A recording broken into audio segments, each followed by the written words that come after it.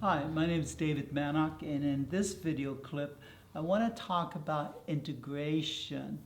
And integration, the Latin word, suggests in the definition joining two domains or two factors, like factor A and factor B.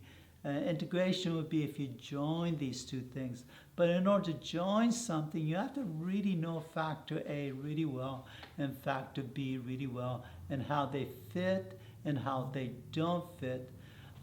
Integration can be a deep integration, or it can be an integration slapped together. And when you try to integrate something, since I'm dual background both in theology and psychology, having done homework theologically and psychologically, I have a good sense of what can be joined, psychology with theology and vice versa. It's easy to just slap one on top of the other and call integration. That's synthetic, artificial integration. To really integrate, you have to pull apart what A says. In this case, if A represents theology, what theology says about, let's say, divorce, the theology of divorce, which is a real task to pull apart. What the sacred text reveals and says. And the psychology of divorce, its impact, its dynamic, and so forth. You have to pull apart. And if you're going to integrate, join these, you have to do the homework in factor A and factor B and see where they fit and where they don't fit, and then conjunct join them.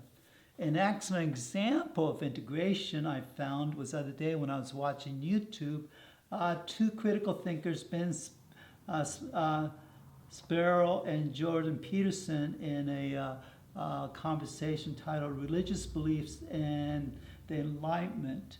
And these two thinkers, one from clinical psychology and one from the field of law and rhetoric, science of argumentation, they looked at religious belief psychologically, and from Ben's background as a Hebrew person, a Jewish person, and they wrestled with religious belief and the Enlightenment, which most people think as defining movement in human history, where there was a launching away from the superstition of religiosity. And they did an excellent job of really tearing that apart and putting it back together. I would encourage you to look at that as a model of integration.